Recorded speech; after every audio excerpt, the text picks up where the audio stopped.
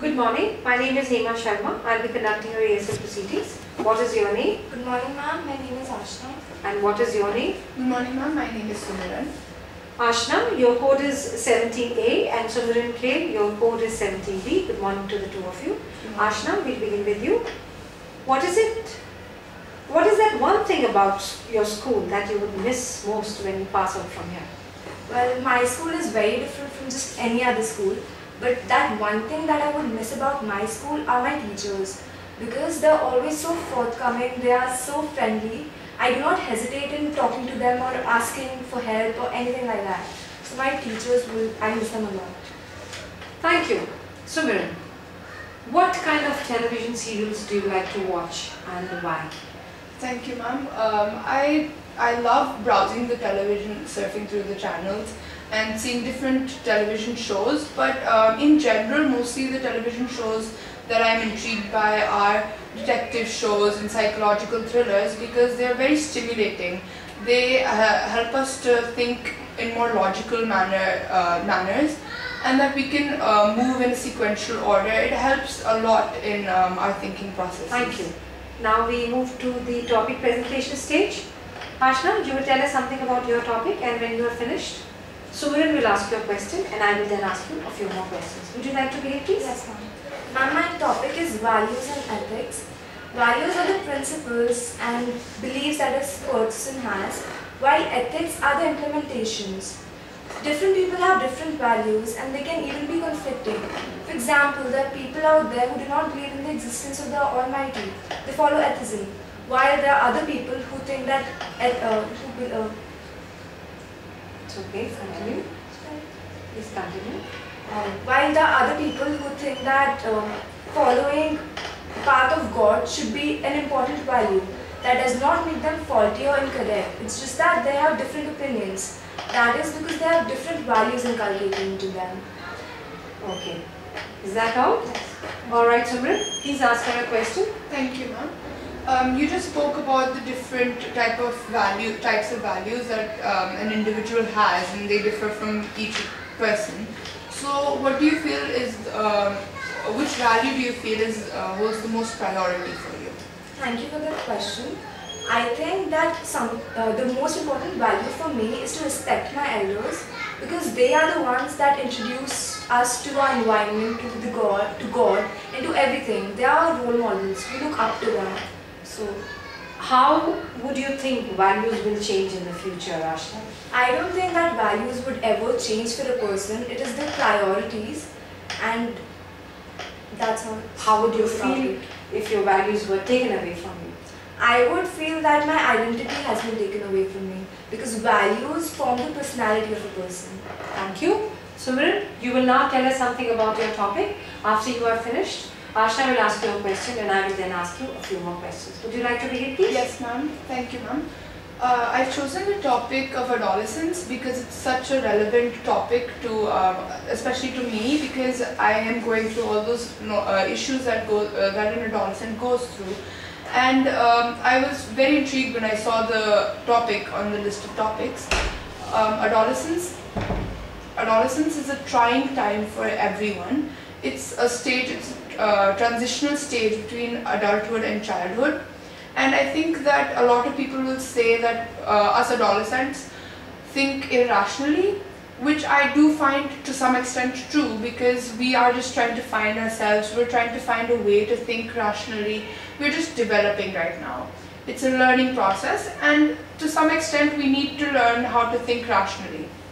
But then since it's a learning process, people make mistakes, and I think that what an adolescent does or what a person does in his adolescence shouldn't be held against them, since later on in life they can always reform. Thank you. Would you like to ask her a question, please, Ashna? Yes, ma'am. Why did you say that adolescence is an irrational state? I think that people would think that adolescents are irrational, which I do believe in, and that's true because we are all going through those problems. We're still learning how to be rational, and we are put through difficult situations which are expected of us in later on in life. So it's more like a rehearsal for our later life, for our adult life. And we as adolescents think different from those than the adults who think rationally. So Don't you think it might be difficult to explain rationale to adolescents?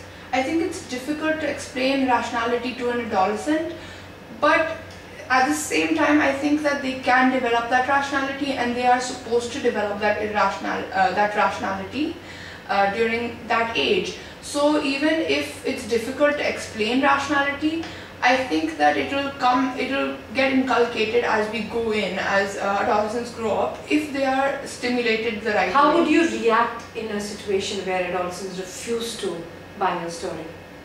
My story about rationality, there are several adolescents that will probably refuse my story, but that doesn't change my perspective on it, and in my point of view doesn't make it less true, because I think that it just depends on how what environment you are exposed to. Thank you. Let's go on to the next task. It is a problem solving task.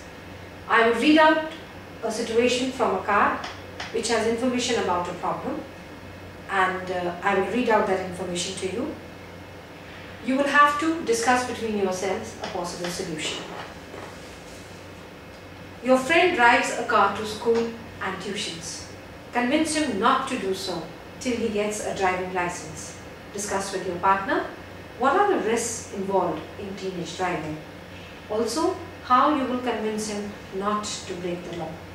Please. Thank you, ma'am. Firstly, I think we should talk to him about it, because it's not only illegal, it's also risky. And we should show him certain cases where teenagers have been driving and they've indulged in accidents. So I think what you're saying is correct. Obviously talking is the first step to resolving any problem. But I also feel that if we were to talk to any one of our peers that actually goes through such a problem, that drives as a minor, I think he would raise the topic that even if it's risky, nothing has happened to him yet. And at that point, I think we need to discuss with him that even it does not matter that it hasn't happened as yet. It is a precaution, and we can always take it. Like, just because you don't have a disease doesn't mean you shouldn't take a vaccination. And that is what I think is the first thing. And a lot of people would put up the point that, okay, some countries, let's say the US, has driving license at 16. But to them, I point out that at that age, over there, the situation is different. Yeah, in India, we have a different culture, and also the upbringing is different. Yes, like I've seen that here, a lot of adolescents are very immature at this point of time. They're, as I said in my topic earlier, that they are irrational and they can succumb to peer pressure and do rash driving. So it's obviously very risky. The government has set the age as 18 because of certain purposes. We should follow it. So I think that we probably point out these points to our peer. So what role do you think your teacher would play in this? The teacher would make him understand how the merits of following the rules and even the demerits. I think the teacher can play such a huge role in it, because it's coming from a higher authority and She has no experience.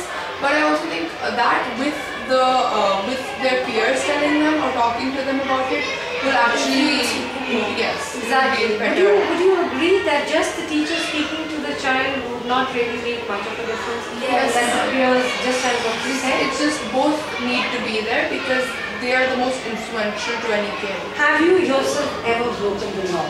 And if yes, how did you manage your way out of it?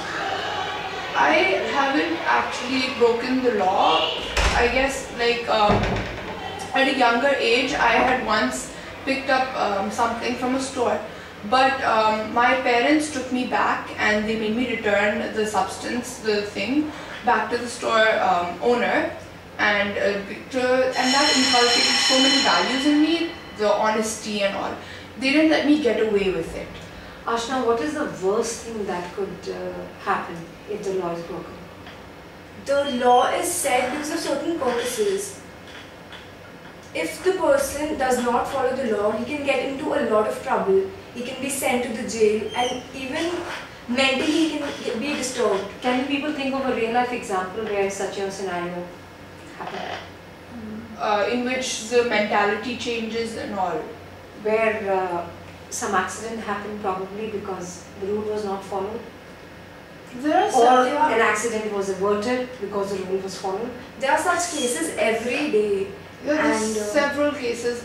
As we would see, most of the driving accidents are teenagers, and that's breaking the law. But then there are several like us ourselves that haven't been in accidents because we are not breaking the law. Thank So we you. can't We'll stop actually here. calculate. That's the end of the test. Thank you. Goodbye and God bless. Thank you, ma'am.